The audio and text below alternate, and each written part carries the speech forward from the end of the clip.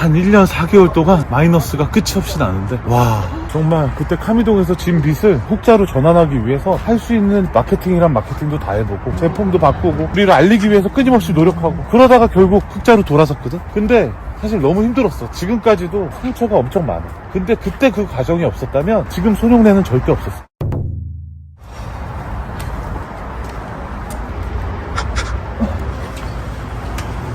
라면은 신라면, 다이어트에 좋은 닭가슴살이요.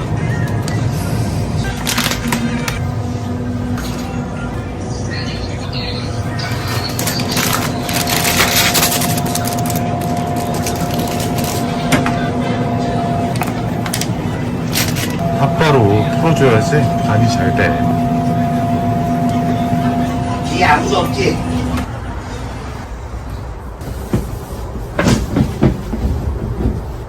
오늘은 한강에서 소주 한 잔 먹는 김에 제 인생 이야기 좀 들려드릴까 해요. 제가 소심한 성격으로 태어나서 MBTI I라고도 하죠. 올해 이제 2025년 스시도쿠 신세계백화점 강남점 오픈 예정인데 스시집 7개를 운영하면서 연매출 80억 하게 될 것 같아요. 또 매장 3개 더 오픈 예정이라 10개면 아무리 적어도 연매출 100억 이상을 할 수밖에 없는 상황인데 11년 동안 장사하면서 들려드리고 싶었던 이야기 좀 오늘 해볼게요. 어렸을 때 부모님은 뭐 가족 환경이 좋았던 건 아니지만 언제나 올바른 길로 가라 많이 가르쳐 주셨고, 제가 2대 독자로 태어나서 할아버지께서 저를 무척이나 이뻐해 주셨어요. 할아버지가 초밥을 참 좋아하셨는데 저한테 맛있는 거를 사주고 싶으실 때면 초밥집 데리고 다니셨어요. 제 인생 첫 초밥이었어요. 제가 초등학교를 좀 착한 애들만 많이 다니는 학교를 나오다 보니까 중학교를 딱 들어갔을 때 하루에 싸움이 한 반에서만 5번 이상 일어나고, 저는 처음에는 키가 크고 덩치가 있다고 안 맞았어요. 그런데 제가 순한 곰돌이 푸우라는 걸 들켜버린 날, 그날부터 맹수들이 저를 향해서 달려들고 물어뜯기기 시작했습니다. 와, 지금 생각해보면 진짜 많이 맞았는데 부모님한테는 얘기하기가 너무 미안해서, 너무 이쁘게 잘 키워주셨는데 말씀드리기가 너무 어려워서 부모님한테는 얘기 한 번 못하고 전학 가고 싶다 이런 얘기 한마디도 못하고 중학교 생활을 했습니다. 혹시 이 영상을 부모님이 보시게 되면 마음 아프게 해드리는 것 아닐까, 30년이 지났지만 지금도 그런 생각, 그런 걱정이 드네요. 그렇게 악몽 같은 고등학교까지 잘 마치고 성균관대학교 경제학과를 입학하게 돼서 졸업 후에는 제가 정말 좋아했던 축구 관련 일을 좀 했습니다. 그때는 최저시급 이런 거 없었어요. 일은 뭐 하루에도 15시간씩 했으니까 주 6일로 한 달 기준으로 400시간에 60만원 벌었으니까 시급이 얼마야? 700원인가? 말도 안 되는 그런 시급으로. 제가 좋아하는 거는 축구였지만 조금 잘하는 건 영어였어요. 그래서 영어 강사 같은 것도 좀 하고 마케팅 관련해갖고 또 일들도 좀 하고 그렇게 전전하다가 10년 동안 되게 좋아하던 참치집이 있었거든요. 제가 참치집을 얼마나 좋아했냐면 일주일에 5번씩 갔습니다. 그 중에서 이제 한 친구랑 너무너무 친해졌어요. 10년 동안 굉장히 친하게 지내다가 이 친구가 형, 나 스시집 한번 차려보고 싶어 라 그러더라고요. 형, 나 가게를 열게 되면 뭐 내가 요리는 잘하겠지만 요새는 마케팅이 중요하다던데 마케팅 이런 거 나 하나도 할 줄 모르겠어. 형이 도와줘. 스시도쿠는 그렇게 출발했습니다. 돈도 별로 없었어요. 한 사람당 1000만원씩 들고 했나. 왕십리역 10원 출구에서 나오면 반지하 들어가는 계단이 있습니다. 여기로 내려가면 보증금 1000만원에 월세 85만원짜리 진짜 그 열악한 18평짜리 작은 매장에서 스시도쿠가 시작됐어요. 놀라운 건 11년이 지난 지금도 월세 85만원에 보증금 1000만원이 그대로예요. 그런데 세상 일이 마음껏 되겠습니까? 첫날에는 손님 한 팀 받았어요. 와, 손님이 진짜 없었습니다. 그래서 그 셰프인 그 친구는 음식을 어떻게 하면 고객들이 더 좋아할 수 있을까, 손님들이 더 만족할까를 위해서 연구를 하고, 저 역시 다른 곳에서 마케팅 경험이 있었기 때문에 어떻게 하면 저희 매장을 더 알릴 수 있을까 미친 듯이 몰두했었던 것 같습니다. 이렇게 6개월 정도 전력을 다해서 그렇게 노력을 하니까 놀라운 일이 벌어졌습니다. 저희 가게가 18평짜리 매장이라고 말씀드렸잖아요. 10,000원, 11,000원짜리를 팔아가지고 홀 매출로만 340만원까지 파는 그런 매장이 되었어요. 하루 종일 웨이팅이 있었고 2시간 반까지 기다리는 손님들도 있었어요. 어떤 손님들은 와, 눈에서 레이저가 나옵니다. 어떡하지? 죄송합니다. 손님 너무 죄송합니다. 저희가 최대한 자리가 나는 대로 빨리 안내해드릴게요. 너무 죄송합니다. 일단 서비스도 많이 챙겨드릴게요. 웨이팅을 하다가 너무 저희한테 막 화내시고 막 이러다 보니까 더 이상은 안 되겠다. 방법을 한번 찾아보자. 이런 생각을 많이 했는데 저희 바로 한 3발자국 정도 건너가면 버려져 있던 창고가 있었습니다. 그래도 본점은 저희가 나름 칼국수집을 하고 있었던 곳이었는데 거긴 버려져 있던 창고였어요. 이 버려져 있던 창고를 인수하기로 결정합니다. 이 별관에서 우리가 돈을 막 긁어 모을 줄 알았어요. 근데 저희가 별관 더 오픈하니까 시작하자마자부터 있었던 웨이팅이 없어졌어요. 그랬더니 손님들이 기다리지 않는 거예요. 그러면서 저희가 어마어마한 경영 악화가 시작됐어요. 왜 그러냐면 직원이 2배 이상으로 늘었는데 매출은 어떤 날은 똑같은 거예요. 그리고 하다못해 어쩐 날은 원래 평균 매출보다도 덜 나왔습니다.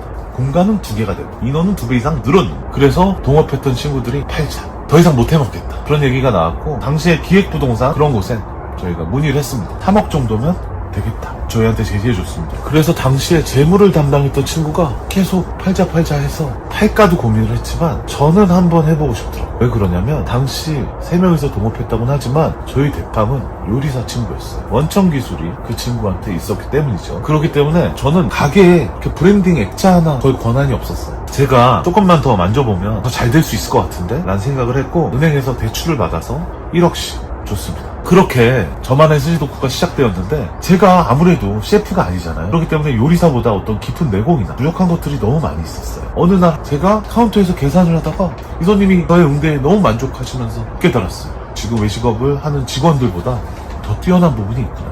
나는 셰프들만큼 요리를 잘하지 못하지만 내가 고객이 뭘 좋아하는지는 잘 알 수 있겠구나. 저희가 연어 스시가 크다 보니까 연어 스시가 인기가 많았어요. 그래서 저희 스시에 연어 스시를 3피스씩 넣어드렸던 시절이 있었습니다. 근데 고객들 리뷰를 보니까 야, 여기는 어떻게 스시에 연어만 이렇게 많아, 이런 리뷰가 있는 거예요. 그래서 연어를 너무 많이 주는 걸 별로 좋아하지 않는구나. 10피스 스시 구성에 2피스로 한번 바꿔봤습니다. 그랬더니 아무런 얘기가 나오지 않았어요. 이런 식으로 저는 고객들이 원하는 그런 제품을 만들기 위해서 노력했어요. 그렇게 고객이 원하는 방향으로 계속해서 갔기 때문에 계속 사랑을 받았어요. 월 매출 5억이 넘는 달은 많이 있었고 6억 근처까지도 한번 찍어본 것 같아요. 한 5억 8천인가까지 해본 것 같은데, 아무튼 5억은 많이 팔아봤습니다. 그때 당시에 저희 직원들이 25명이 근무할 정도로 하루에 2천만 원도 찍으면서 그렇게 승승장구했던 것 같습니다. 근데 여기서 또 실수를 합니다.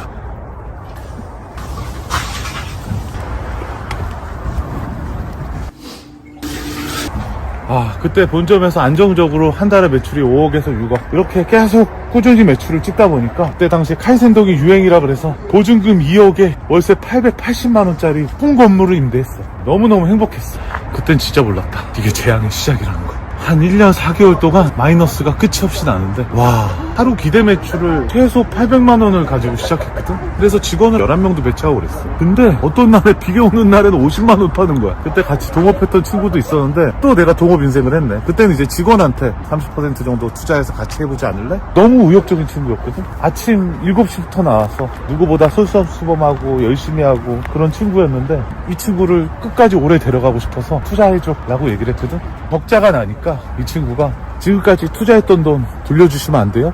퇴직금은 안 받아도 돼요. 뭐 이렇게 얘기를 하더라고. 근데 어떻게 그래? 퇴직금은 어떻게 안 주고? 법적으로 줘야 되는 거잖아. 퇴직금도 주고 마이너스가 났는데 여태까지 투자했던 돈도 다 줬어. 조금도 남기지 않고 다 줬어. 우리는 한 달에 마이너스가 2, 3천씩 꾸준히 났는데도 말이야. 참 내가 바보 같아.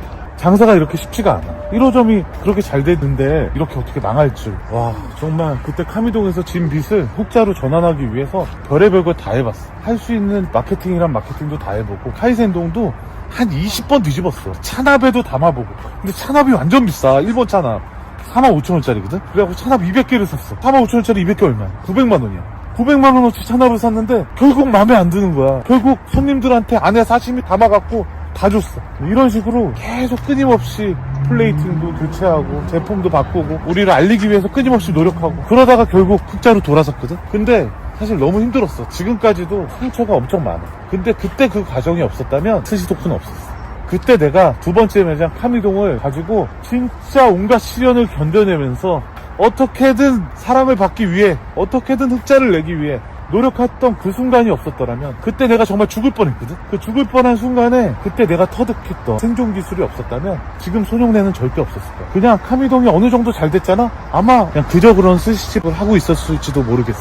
근데 사실 이것만 있진 않아요. 인테리어 업자와의 분쟁, 식자재 업체들과의 갈등 상황도 많이 있었어요. 마케팅 업체 쓰지 않아야 될 돈을 많이 날리기도 했어요. 더 이상 당하지 말아야겠다. 나만 당하지 않았으면 좋겠는 게 아니고 나와 비슷한 처지인 다른 자영업자들 당하지 않았으면 좋겠다 라는 생각을 하게 돼서 더장사라는 커뮤니티를 만들었고, 이 안에서 장사가 어려우신 사람들이 많거든요. 여기서 저의 솔루션이 필요한 사람들한테 지금까지 저를 살아남게 해준 저의 생존 기술 같이 공유해 드릴 수 있으면 도움이 되지 않을까 라고 생각해서 더 장사 단톡방에서 요청을 해주시면 도와드리고, 더 이상 장사가 안 돼서 죽을 것 같이 괴로운 몇 년 전에 저 같은 분들이 없었으면 좋겠어요.